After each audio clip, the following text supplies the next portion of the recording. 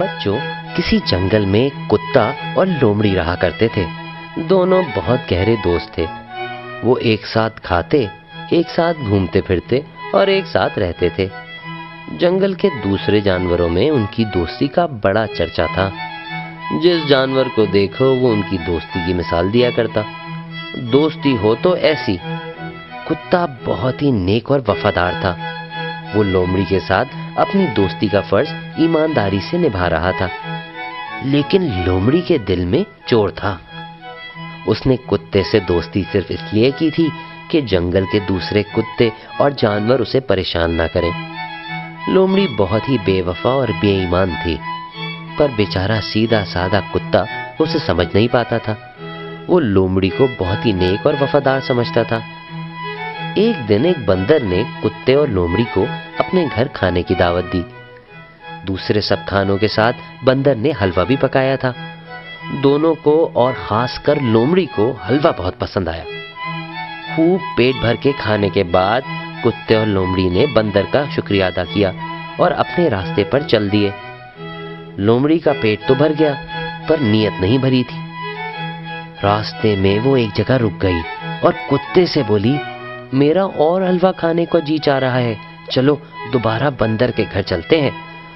اس پر کتے نے کہا، نہیں، دوبارہ بندر کے گھر جانا مناسب نہیں رہے گا۔ اگر تم کو حلوہ کھانا ہی ہے تو کل صبح ہم بندر سے حلوہ پکانے کا نسخہ پوچھ کر اپنے گھر پکا لیں گے اور خوب جی بھر کر کھائیں گے۔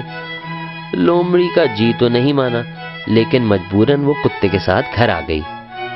دوسرے دن صبح سویرے ہی کتے نے جا کر بندر سے حلوہ پکانے کا نسخہ پوچھ لیا۔ بندر نے 4-5 قسم کے پھل اور 2-4 قسم کی جڑیں بتائی تھی۔ کتے نے آ کر لومڑی کو بتایا اور کہا، چلو ہم لوگ پھل اور جڑیں تلاش کر کے لاتے ہیں۔ اس پر لومڑی بولی، ایک کام کرو، تم جڑیں لے آؤ، تب تک میں پھل توڑ لاتی ہوں۔ کتا فوراً جڑیں لانے کے لیے چلا گیا۔ کافی تلاش کے بعد جو جڑیں بندر نے بتائی تھیں وہ کتے کو مل گئیں۔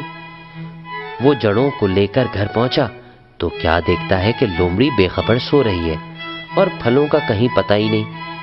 کتے نے لومڑی کو جگایا اور پھلوں کے بارے میں پوچھا تو وہ بولی، وہ میری ذرا آنکھ لگ گئی تھی، اس لیے پھل نہ لا سکی۔ ایک کام کرو، تم جا کر پھل لے آؤ، تب تک میں چولہا جلا کر رکھتی ہوں۔ کتا پھل لانے کے لیے چلا گیا۔ قریب 1 گھنٹے کے بعد جب وہ پھل لے کر لوٹا تو پھر لومڑی کو سوتا پایا۔ اس نے لومڑی کو جگایا۔ لومڑی نے اٹھتے ہی کہا، میں نے چولہا جلانے کی کافی کوشش کی پر وہ جلا ہی نہیں، آخر تھک ہار کے میں سو گئی۔ تم ایک کام کرو، تم پانی لے آؤ، تب تک میں پھر چولہا جلانے کی کوشش کرتی ہوں۔ جب کتا پانی لے کر لوٹا تو کیا دیکھتا ہے کہ لومڑی چولہے کے پاس بیٹھی اونگ رہی ہے۔ کتے کے آتے ہی وہ چونک کر فوراً بولی، اس چولہے نے تو بھائی پریشان کر دیا، کم بخت جلنے کا نام ہی نہیں لیتا۔ اس پر سیدھا سادہ کتا بولا، کوئی بات نہیں، میں کوشش کرتا ہوں۔ اس کے بعد کتے نے چولہا جلا دیا، ہانڈی میں پانی بھر کر چولہے پر چڑھایا اور پھلوں اور جڑوں کے چھوٹے چھوٹے ٹکڑے کر کے اس میں چھوڑ دیے۔ حلوہ پکنے لگا۔ جیسے جیسے حلوہ پکتا جا رہا تھا، لومڑی کی لالچی نگاہیں تیز ہوتی جا رہی تھی اور اس کے منہ میں پانی بھرتا جا رہا تھا۔ آخر حلوہ پک کر تیار ہو گیا۔ کتے نے ہانڈی چولہے پر سے نیچے اتاری اور لومڑی سے بولا، چلو حلوہ آدھا آدھا بانٹ کر کھا لیتے ہیں۔ لومڑی فوراً ہی تیار ہو گئی، لیکن پھر کچھ سوچ کر بولی، ایک کام کرو، کل بندر نے ہم دونوں کو دعوت دی تھی، کیوں نہ آج ہم بندر کو دعوت دے دیں؟ جاؤ اور فوراً بندر کو اپنے ساتھ لے آؤ۔ یہ بات کتے کو بھی اچھی لگی۔ اس نے لومڑی سے کہا، ٹھیک ہے، میں بندر کو لے کر آتا ہوں۔ یہ کہہ کر کتا چلا گیا۔ کتے کے جاتے ہی لومڑی نے حلوہ صاف کرنا شروع کر دیا۔ اس نے اپنا منہ حلوے کی ہانڈی میں ڈالا اور جلدی جلدی حلوہ کھانے لگی۔ کچھ دیر بعد کتا بندر کو ساتھ لے کر پہنچا تو کیا دیکھتا ہے کہ حلوے کی ہانڈی صاف ہے اور پاس ہی لومڑی مری پڑی ہے۔ اس کا بدن ایک دم نیلا پڑ گیا۔ کتے کی سمجھ میں کچھ نہ آیا کہ یہ ماجرا کیا ہے، لیکن چالاک بندر فوراً سمجھ گیا۔